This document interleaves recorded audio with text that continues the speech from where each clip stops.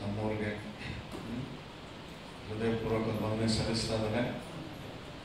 ನಾನೊಂದು 3 ವಿಷಯಗಳನ್ನು ನೆನಪಿಗೆ ತಂದುಕೊಂಡು ನಂತರ ವಾಕ್ಯ ಹೇಳೋದಕ್ಕೆ ಇಷ್ಟಪಡ್ತೇನೆ. ಇದು ಸ್ವಲ್ಪ ವ್ಯಾಲ್ಯೂ ಜಾಸ್ತಿ ಮಾಡಿ. ಒಂದದು ನನಗೆ ಕ್ಷಮಿಸಿ, ನಾನು ಭಾಳ ಲೇಟಾಗಿ ಬಂದ ಮೀಟಿಂಗ್ಸ್, ಯಾವ ಮೀಟಿಂಗ್ಸ್ ಲೇಟಾಗಿ ಹೋಗಲ್ಲ. ನಾನು ಸಾಮಾನ್ಯವಾಗಿ ಮುಂಚೆನೇ ಇರ್ತಿದ್ದೆ.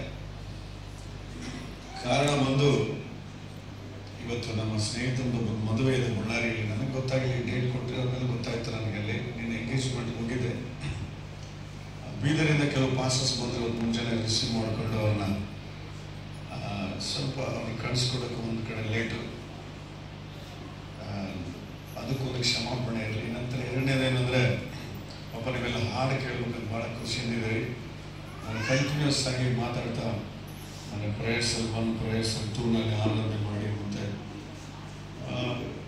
ನಿನ್ನೆಲ್ಲೂ ರಾತ್ರಿ 2 ಗಂಟೆ ತನಕ ಇದ್ದಿದ್ದೆ. ನಾನು ಪಾಸ್ಟರ್ಸ್ ಕೌನ್ಸಿಲಿಂಗ್ ಮಾಡ್ತಾ ನಾನು ಶಬ್ದನ ಕಳ್ಕೊಂಡಿದ್ದೇನೆ. ಏನು ಪರವಾಗಿಲ್ಲ, ಹಾಡ್ತಾನೆ ಖಂಡಿತವಾಗಿ ಕೂಡ. ಹಲ್ಲೆಲೂಯಾ. ಸೊ ನಾನು ನೆನಪಿಗೆ ತಂದು ಕೊಡುವಂಥ 2 ವಿಷಯಗಳೇನಂದ್ರೆ, ನಿಜವಾಗ್ಲೂ ಅಮ್ಮವ್ರಿಗೆ ಅಮ್ಮ ಅಂತ ಕರೆದಿದ್ದೇನೆ, ಬಟ್ ನಾಮದೇವ್ರಿಗೆ ಅಪ್ಪ ಅಂತ ಕರೆದಿಲ್ಲ, ಅಂಕಲ್ ಅಂತ ಕರೀತಾ ಬಂದ್ಬಿಟ್ಟಿದ್ದೇನೆ ನಾನು.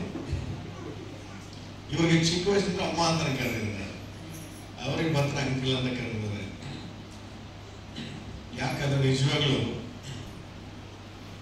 ಈ ಒಂದು ಐ ನೆವರ್ ಇಮ್ಯಾಜಿನ್ ಈ ಒಂದು ಧನ್ಯತೆ ಸಮಯ ಬರುತ್ತಂತೇಳಿ ಕನಸಲ್ಲೂ ಮನಸ್ಸಲ್ಲೂ ಯೋಚಿಸಿರಲಿಲ್ಲ ನಾನು. ಅದಕ್ಕೆ ಒಂದು ಹಾಡು ನೆನಪಾಗ್ತದೆ ನಮಗೆ.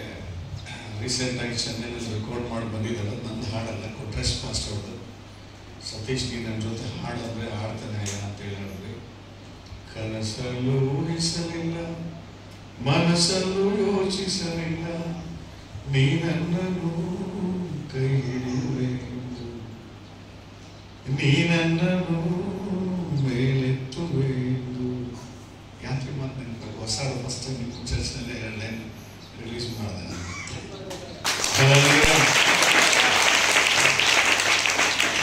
ಯಾಕೆಂದ್ರೆ ನಾಮದೇವ್ ಅಂಕಲ್ ಅವರನ್ನ ನಾನು ಚಿಕ್ಕ ವಯಸ್ಸಿಂದ ನೋಡ್ತಾ ಬಂದಿದ್ದೇನೆ. ಅಂಕಲ್ಗೆ ಆ ವಿಷಯ ನೆನಪಿರಲ್ಲ ಅನ್ಸುತ್ತೆ. ನಾನು ನೆನಪು ಮಾಡ್ತೇನೆ ಒಂದು ವಿಷಯನ. ನಾನು 9ನೇ ಕ್ಲಾಸ್ ಓದಂಥ ವಯಸ್ಸು, ಅಂದರೆ 1998ನೇ ವರ್ಷ. ಹೆಚ್ಚು ಕಡಿಮೆ 23-24 ವರ್ಷದ ಹಿಂದೆ ನಡೆದಂಥ ಘಟನೆ. 24 ವರ್ಷದಿಂದ ಅಂಕಲ್ ಹೆಂಗಿರ್ತಾರೆ ಒಂದ್ಸಲ ಯೋಚನೆ ಮಾಡಿ. ನಿಜವಾಗ್ಲೂ ನಾನು ಅವರಿಂದ ಸೇವೆಗೆ ಹೋಗಿದ್ದೆ. ನಾನು ಅವತ್ತು ಎಲ್ಲಿ ಹೋಗಿದ್ರಿ ನೀವು ಅಂತಂದ್ರೆ, ಒಕ್ರಾಣಿ ಕ್ಯಾಂಪ್ ಅಂತ ಹೋಗಿದೆ ನಮ್ಮ ಸಿರುಗುಪ್ಪ ರೋಡಲ್ಲಿ. ಅಂಕಲ್ ಒಂದು ಗಾಡಿನಾಗ ಬಂದರು, ನಾವು ಸೈಕಲಲ್ಲಿ ಹೋಗ್ತಾ ಇದ್ದೆ. ನಾನು ಹಾಡಾಡಿದ್ಮೇಲೆ ಅಂಕಲ್ ವಾಕ್ಯ ಹೇಳ್ತಾ ಇದ್ದೆ. ನಾನು ಅವತ್ತು ಯೋಚನೆ ಮಾಡಿಲ್ಲ ಅಂಕಲ್ ಅವರು ಸೇವೆ ಬಂದು ಚರ್ಚ್ ಕರ್ತಾರೆ ಅಂತ ಗೊತ್ತಿಲ್ಲ ನನಗೆ. ನಾನು ಸೇವೆ ಬರ್ತಂದ್ರೆ ಅದಕ್ಕಿದು ಕನಸನ್ನು ಊಹಿಸಲಿಲ್ಲ ಧನ್ಯತೆಯನ್ನು. ಈಗಲೂ ನನಗೆ ನೆನಪಿದೆ. ನಿಮಗೆ ಅವ್ರನ್ನ ಇಚ್ಛಿಸ್ತಾರೆ ಅಂತ ಹೇಳ್ತಾ ಇಲ್ಲ ಈ ಮಾತು. ನಾಮದೇವ್ ಅಂಕಲ್ ಅವರು ತುಂಬಾ ಜಾಣರು.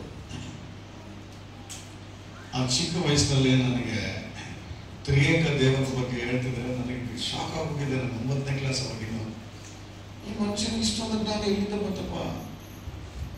ತ್ರಿಯೇಕ ದೇವರು ಟ್ರಿನಿಟಿ ಅಂತ ಹೇಳ್ತಾ ಇದ್ರು. ನಮ್ಮ ಹುಡುಗರ ಜೊತೆ ನಾನು ಮಾತಾಡಿದೆ, ಬ್ರೈನ್ ಸಾಮಾನ್ಯ ಎಲ್ಲ ಇರುತ್ತಂತ.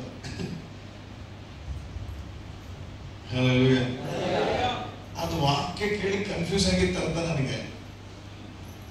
ಆಮೇಲೆ ನಾನು ನಿಧಾನ ಯೋಚನೆ ಮಾಡಿ, ಅದಕ್ಕೆ ಅದು ಯಾಕಷ್ಟು ನೆನಪಿದೆ ಅಂದ್ರೆ, ಆಗ್ಲೇ ಅವರು ಅಷ್ಟು ವಾಕ್ಯನ ಹಂಚ್ತಾ ಇದ್ರು.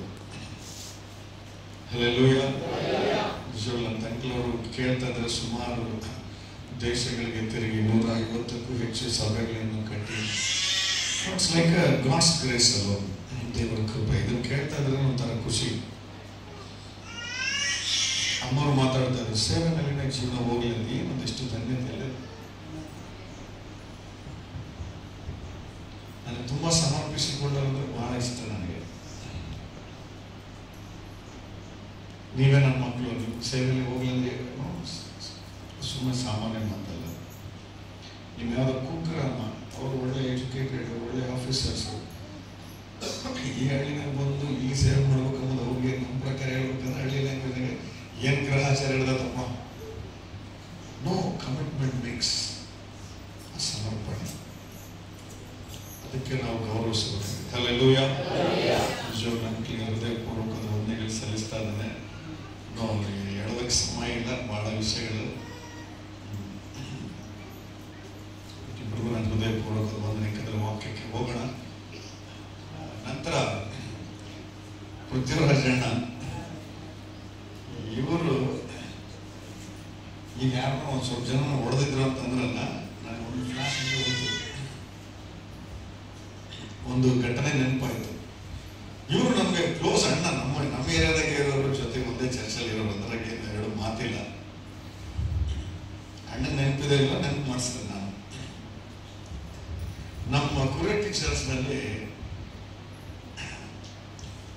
ಪ್ರೊಡಿಗಲ್ ಸನ್, ದಾರಿ ತಪ್ಪ ಮನೆ ಬಿಟ್ಟು ಹೋಗಿರುವಂತ ಮಗನನ್ನು ನಾವು ಹುಡುಕಳಿಸುವಂತ ಜೊತೆ ನೋಡ್ತಾರಲ್ಲ, ಅವನ ತಂದೆಯಿಂದ ಆಸ್ತಿಯನ್ನು ತಗೊಂಡು ಹೋಗ್ತಾನಲ್ಲ, ತಗೊಂಡೋಗಿ ಪಟ್ಟಿಗನಾಗೆಲ್ಲ ಬದುಕಿ ತಿರುಗಿ ಬರ್ತಾನಲ್ಲ, ಅದು ನಮ್ಮ ರಾಜರತ್ನಮ್ಮಣ್ಣವರು ಆಕ್ಟಿಂಗ್ ಮಾಡಿದ್ರು ಡ್ರಾಮಾದಲ್ಲಿ, ನಾಟಕದಲ್ಲಿ.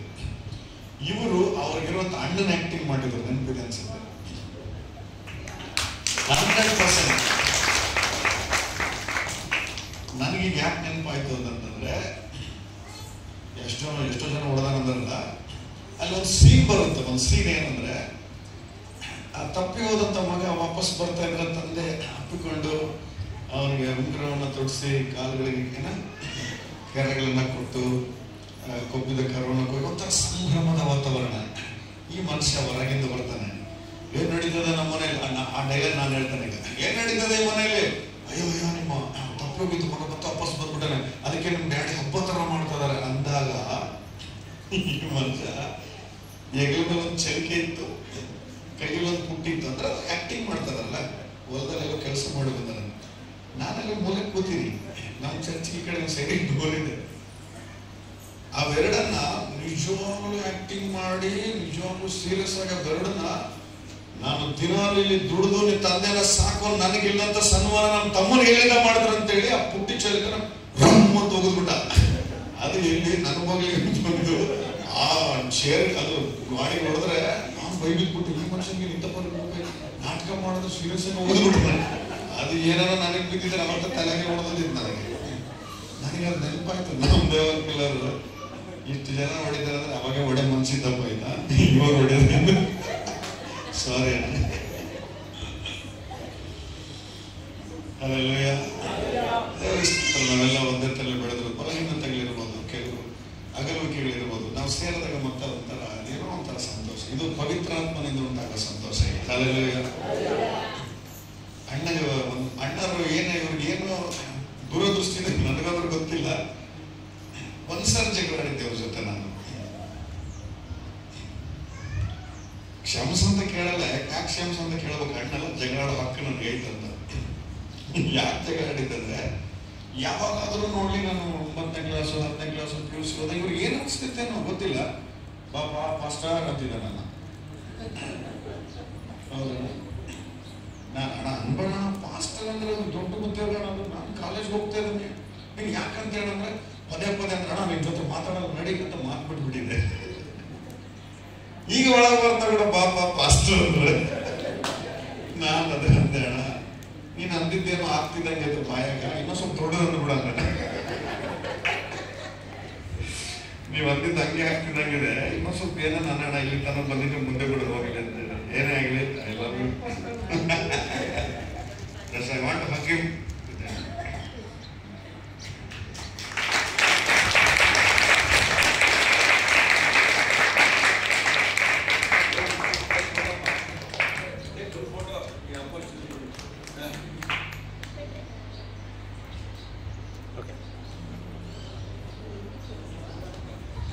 ಪ್ರೀತಿ ನಮ್ಮ ಮೇಲೆ 100% ಪ್ರೀತಿ. ನನಗೆ ಯಾವುದೇ ನಮ್ಮನ್ನೆಲ್ಲ ಬೆಳೆಸಿರೋಂಥವ್ರು ಇವರೆಲ್ಲ ಹಾಡಾಡೆ ಕಾಲು ಹೊಡೆದು ಹೊಡೆಯೋ ನಾವೆಲ್ಲ ಕೆಳಕ್ಕೆ ಕೂತು ಹಾಡಾಡಿದವರು ಇವರೆಲ್ಲ ಕ್ಯಾರಲ್ಸ್ ಎಲ್ಲ ತಿರುಗೋ ಟೈಮ್ನಲ್ಲಿ ನಾವು ಹಿಂದೆ ಹೋಗಿ ಇವ್ರ ಜೊತೆ ಕಲಿತಂಥ ವಿಷಯಗಳು. ಬಟ್ ಆದರೆ ವಯಸ್ಸು ಬಂದ ಹಾಗೆಲ್ಲ ಕಾಲಗಳು ಬದಲಾದಂಗೆಲ್ಲ ನಮ್ಮ ಕೆಲಸಗಳು ಬ್ಯುಸಿಯಾಗಿ ದೂರ ಆಗ್ಬಿಡ್ತಾರೆ. ಅದು ಮಾತ್ರ ಗ್ಯಾರಂಟಿನೇ. ಈಗ ನೋಡಿ, ಒಂದೇ ಮನೆಯಲ್ಲಿ ಬೆಳೆದಿರ್ತಾರೆ 4 ಜನ ಅಕ್ಕ ತಂಗಿಯರು, ಅಣ್ಣ ತಮ್ಮಂದಿರು.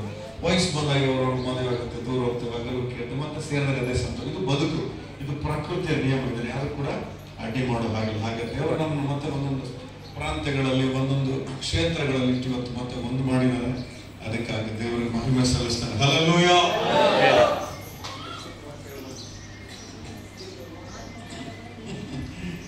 ನನಗೆ ಎಷ್ಟೊತ್ತ ವಾಕ್ಯ ಹೇಳಿದ್ರೆ ಕಷ್ಟ ಇದೆ, ಯಾಕಂದ್ರೆ ನಾನು ಬಹಳ ಹೊತ್ತ ವಾಕ್ಯ ಹೇಳಿದ್ರೆ ನನಗೆ ಬಂದಿರೋದು. ಕೇಳಿಸ್ಕೊತೀರಾ? ಸಾಕಂದ್ರೆ ಹಲ್ಲೆಲೂಯಾ. ಜಲ್ದಿ ಮುಗಿಸ್ತಾನ. ಹಲ್ಲೆಲೂಯಾ.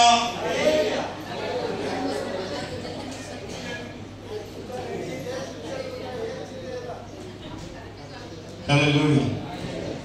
ಹಾಡಾಡಿ ನಾನು ಖಂಡಿತವಾಗಿ ನಿಮಗೆ ವಾಕ್ಯದಲ್ಲಿ ಕರ್ಕೊಂಡು ಹೋಗ್ತಾನೆ. ಅಮ್ಮ ಹಾಡು ಹಾಡು ಅಂತ ಕೇಳಿದ್ರೆ ಯಾವ ಹಾಡು ತುಂಬ ಇಷ್ಟ ನನಗೆ? ನಿನ್ನೆ ಬಿಟ್ಟು